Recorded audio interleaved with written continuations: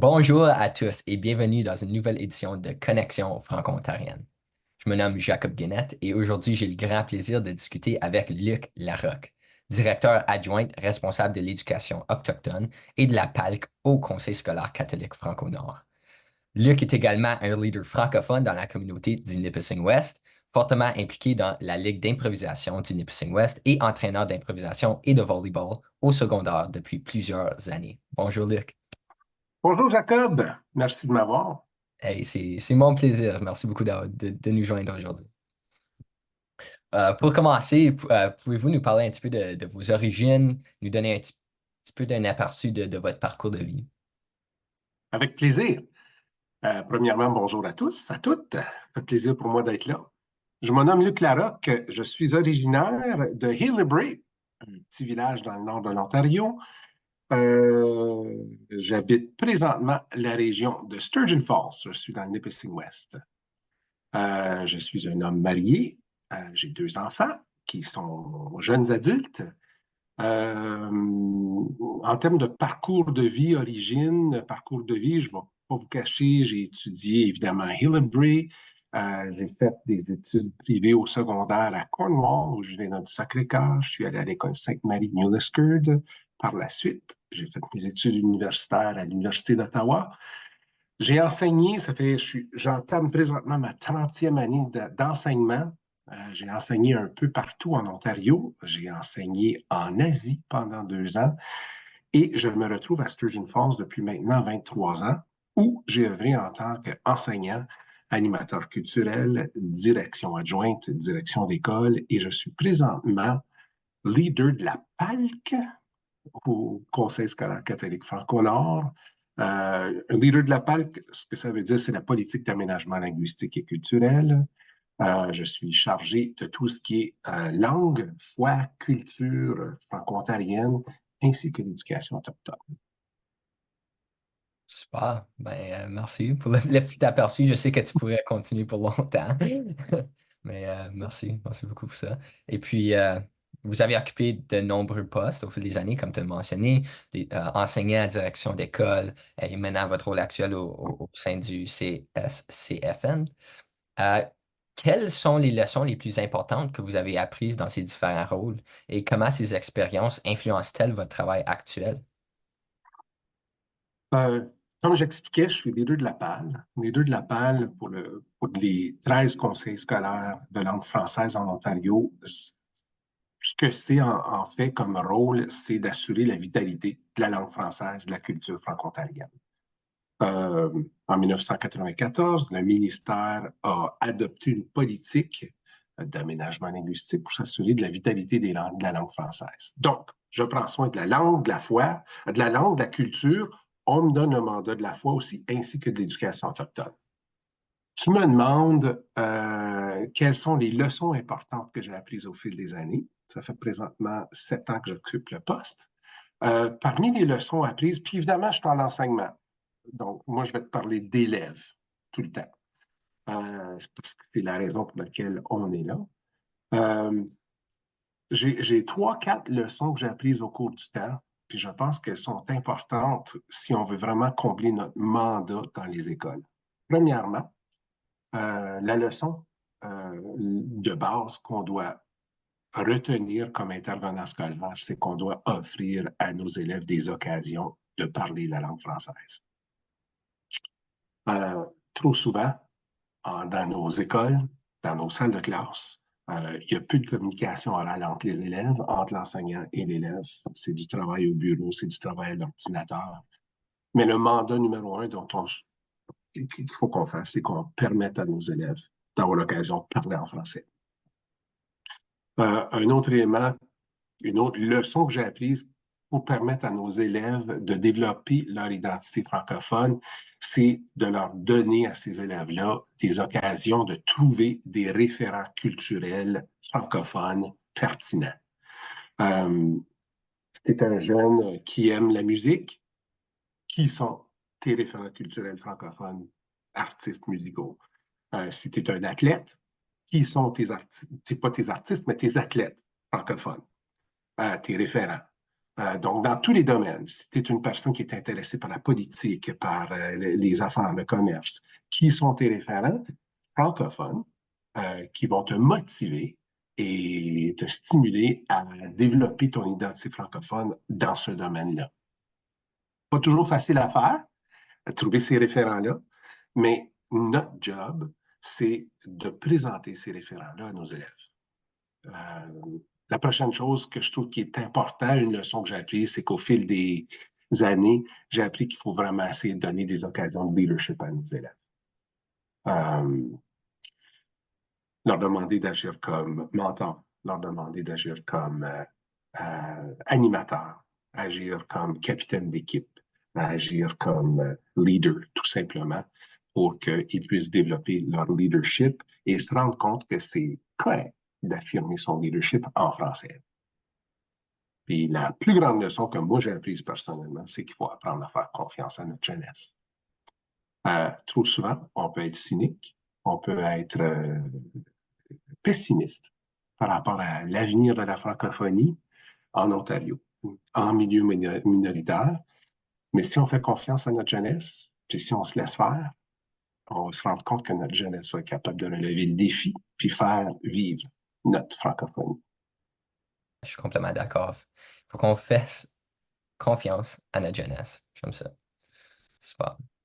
Et puis, Luc, en dehors du travail, vous êtes non seulement entraîneur, mais aussi joueur d'improvisation depuis plusieurs années.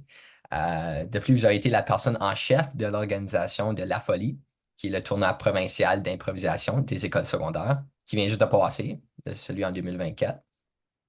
Pouvez-vous nous expliquer l'importance de l'improvisation dans la culture franco-ontarienne et comment elle contribue au développement personnel et communautaire? Absolument. Je vais peut-être commencer par un petit historique personnel en mentionnant que l'improvisation a débuté ish 1981, publié à la télévision avec Robert Gravel en 83-84. Et moi, j'ai commencé à faire l'improvisation en 85, au secondaire. Et l'improvisation était déterminante dans le développement de mon identité personnelle. Euh, j'ai une enseignante au secondaire qui était venue me chercher, feu Pierrette Lacourcière de New Liskeard à l'école secondaire catholique Sainte-Marie. Elle est venue me voir, Luc, toi, tu vas faire de l'improvisation. Puis je me souviens de ma réaction, c'est quoi de l'improvisation? Peut-être pas vraiment connu dans le temps. Et je dois dire que l'improvisation, tout au cours de mon adolescence, jeune adulte et même vieil adulte, continue de déterminer qui je suis comme personne. Ça fait partie de mon identité et ça m'a permis à moi de avoir la confiance d'affirmer mon identité francophone. Je reviens à ta question. Quelle est l'importance de l'improvisation pour le développement communautaire franco-ontarien? Ben, moi, je te dis, l'ayant vécu personnellement, l'improvisation cherche à développer la confiance de nos jeunes francophones. En même temps, l'improvisation, je ne vais pas te cacher, c'est une activité qui est rassembleuse. Tout le monde peut y participer, que ce soit activement ou passivement. Il y a des gens qui sont plus théâtrales, qui sont plus expressifs, qui veulent jouer, faire de l'improvisation. Il y en a d'autres qui disent, oh mon Dieu, non, non, non, moi, je ne fais pas d'improvisation. Mais ces gens-là sont toujours prêts à agir comme spectateurs. Puis, ce que j'aime de l'improvisation, c'est que c'est un jeu où tout le monde est actif, même s'il y en a qui sont un peu plus passifs, c'est très actif dans le sens où tu dois écouter activement l'improvisation pour ensuite porter un jugement et voter. J'ai préféré cette équipe-là ou j'ai préféré cette équipe-là. Et tu dois voter. L'arbitre te demande de voter. Donc, l'improvisation est rassembleuse et elle permet à tout le monde d'y participer. La personne qui n'a pas de confiance langagière peut quand même participer à l'improvisation. Il y en a beaucoup, c'est la raison majeure pour laquelle ils ne participent pas, c'est je ne suis pas à l'aise avec la langue française. Je ne pourrais pas parler ouvertement en avant des gens puis improviser. Oui, mais tu peux quand même participer à l'improvisation. comme intervenant scolaire, on y dit toujours, puis je dis c'est un fait, pour qu'une personne puisse vivre la langue française pleinement, la culture française pleinement, on doit avoir du fun. Il faut que ce soit le fun. Si tu n'as pas une relation ludique avec la langue ou avec la culture, oublie ça, la langue va mourir. Il faut que tu aies du fun avec la langue. L'improvisation, pour moi, c'est probablement l'élément qui permet à notre jeunesse et à notre communauté franco-ontarienne générale, les vieux comme les jeunes, d'avoir du fun, puis de développer un lien positif à la langue. So, quand tu me demandes comment est-ce que l'impro développe la communauté puis permet de développer la personne, ben c'est en plein ça. L'impro va chercher tout le monde, intègre tout le monde, permet d'établir un rapport positif à la langue. C'est la raison pour laquelle je suis impliqué dans l'impro. Je vous ai expliqué que j'ai été au secondaire, j'ai joué, mais à l'université, j'ai aussi joué. J'ai agi comme président de la Ligue d'improvisation. Et puis, dès le début de ma carrière, 30 ans passés, j'ai agi comme entraîneur d'improvisation. Je continue de le faire. Donc, ça fait 30 ans que je suis là. Au niveau provincial, il y a un tournoi qui s'appelle La Folie, qui est de niveau secondaire, un tournoi d'impro secondaire. Et puis, ça fait 3 fois. On l'a accueilli en 2024 à Franco-Cité à Sturgeon Falls, mais ça fait 3 fois que moi, je l'organise au niveau provincial à travers ma carrière. C'est beaucoup d'énergie, c'est fatigant, mais pour la relève franco-ontarienne, ça vaut la peine d'investir le temps et les énergies. Ouais, je suis complètement d'accord. Pourriez-vous aussi parler un petit peu de la Ligue de la Lino à Sturgeon Falls, puis comment que ça rassemble la communauté? Moi, je suis un spectateur actif de la Lino quand je suis là. Oui, Euh, je t'ai vu à nos matchs à quelques reprises. Merci d'être là. Euh, donc oui, au niveau scolaire, l'improvisation, c'est gros. Mais en même temps, quand tu es diplômé du niveau secondaire, tu as 17 ans, tu as 18 ans, et puis si tu restes en Ontario et tu ne vas pas à l'Université d'Ottawa, il n'y a aucune façon de faire l'improvisation. Présentement, la seule institution postsecondaire qui offre de l'improvisation, c'est l'Université d'Ottawa. Donc, si tu veux aller à la Laurentienne, si tu veux aller au Collège Boréal, à la Cité collégiale, euh, à Hearst, à Toronto, à l'UFO, euh, au Collège Glendon, je nomme toutes nos institutions postsecondaires, là, mais francophones. La seule qui l'offre, c'est l'Université d'Ottawa. Donc, bravo à Ottawa de l'offrir. Mais notre jeunesse, qui a 17 ans, 18 ans, qui souhaite poursuivre, n'a pas d'occasion de poursuivre. Et 15 ans passés, j'ai des anciens élèves, justement, Luc, on aimerait ça continuer de jouer, on aimerait ça être capable de manifester notre talent d'improvisation. Et puis, on a fondé la Ligue d'improvisation du nord de l'Ontario.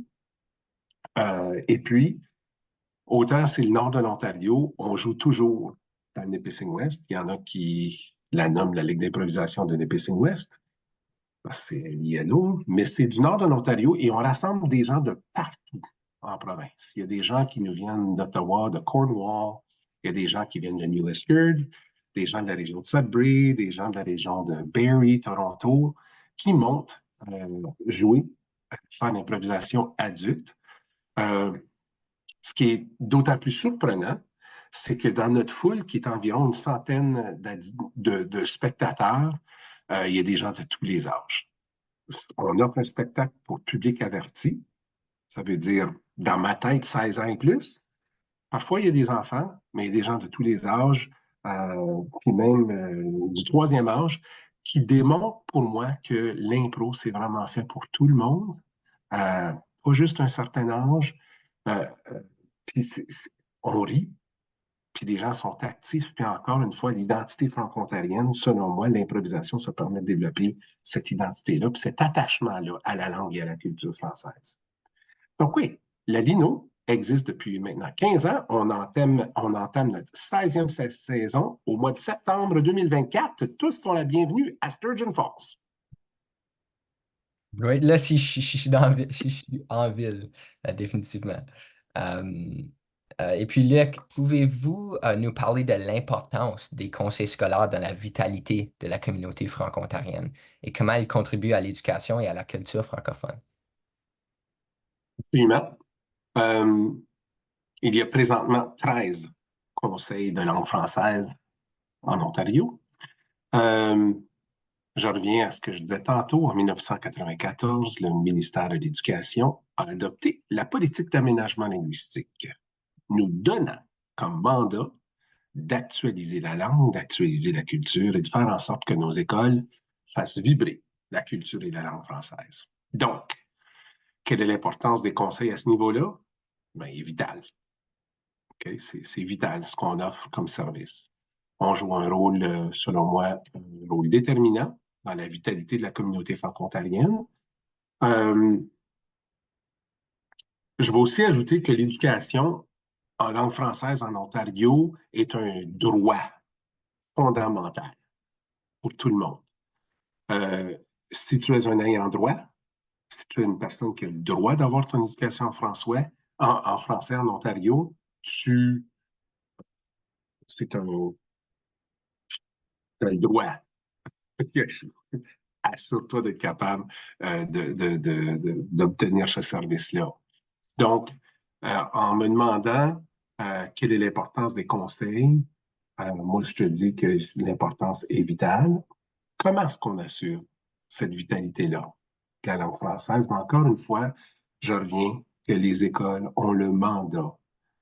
D'ailleurs, les curriculums, tous les curriculums de langue française en Ontario ont deux attentes génériques. La première, c'est celle de parler en français, encourager la communication orale. Et le deuxième, présenter des référents culturels à nos élèves. C'est la façon dont on assure cette vitalité-là, francophone ou culturelle. Je vais me permettre d'aller sur une petite tangente ici parce qu'il y a souvent des gens qui offrent une critique. J'ai appelé ces gens-là parfois, ou non, des critiques qui sont parfois cyniques ou qui sont parfois pessimistes en disant, ben, dans nos écoles, nos élèves font juste parler français. Non, excuse, je vais reprendre ça. Dans nos écoles de langue française, nos élèves ne font que parler l'anglais. Oui. L'affirmation s'avère en partie vraie. Nos élèves ont la capacité de parler l'anglais. Je suis absolument d'accord. Qui est une beauté, parce qu'on est en train de développer des citoyens parfaitement bilingues. Il ne faut pas oublier, par exemple, que nos élèves parlent aussi, lisent aussi et comprennent aussi très bien le français. Si nos écoles en Ontario français continuent de donner à nos élèves des occasions de parler en français, à leur donner des occasions d'exprimer leur leadership en français, à se trouver des référents culturels, moi, j'ai vraiment confiance qu'on répond au mandat de base de nos écoles. Et si on répond à ces mandats-là, à ces attentes génériques-là, on ne porte pas le bateau. Parce que l'identité culturelle d'une personne s'affirme à l'âge adulte. Donc, dans nos écoles, présentement, oui, il y a beaucoup d'anglais. On entend de l'anglais parfois, souvent, tout dépendant où on est, dans quelle région on est. Mais l'affirmation culturelle se fait à un âge un peu plus mûr qu'au niveau secondaire. Permis d'aller là, mais je pense vraiment que c'est important que nos conseils continuent euh, de contribuer à la culture et à la langue française en offrant ce droit fondamental-là à tous les franco-ontariens et les franco-ontariennes. Oui, c'est très important. Puis, ouais, je suis d'accord, c'est une belle perspective, c'est une belle façon de le dire. Euh, et puis, tu continues avec nos écoles. Quelle est votre perspective sur les liens entre les écoles catholiques de langue française et la religion ou la foi en général? OK. J'œuvre dans un conseil catholique. Euh, Mon rôle ou le rôle des écoles, c'est d'initier, d'ouvrir la porte à nos élèves par rapport à la foi catholique. Puis je vais même aller plus large par rapport à la religion. Euh, je pense, mais ça c'est moi qui crois là-dedans, dans le fait que toute personne a un besoin inné de se connecter à quelque chose de plus grand que soi. Je pense que ça, c'est la nature humaine. Ça, je m'en vais, c'est peut-être bien philosophique comme affirmation, là. Tout le monde a un besoin de nourrir sa spiritualité. Euh, et je pense que nos écoles catholiques de langue française ont le mandat de nourrir cette spiritualité-là, de répondre aux besoins de la foi catholique, pas de répondre aux besoins, mais de répondre aux besoins de l'élève, de nourrir sa spiritualité catholique. Euh, En même temps, la religion est une grande partie de notre patrimoine franco-ontarien. Euh, on ne va pas le nier. Aujourd'hui, la population franco-ontarienne est beaucoup plus diversifiée, on s'entend, on ne va pas se le nier.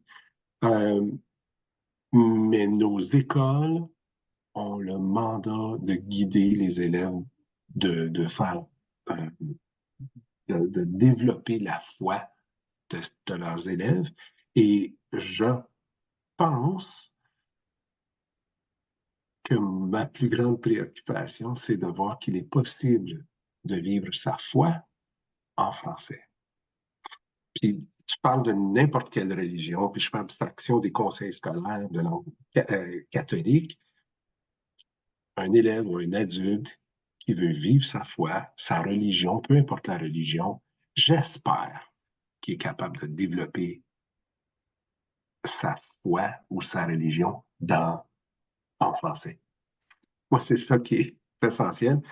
Ma foi catholique est intimement reliée à ma langue française.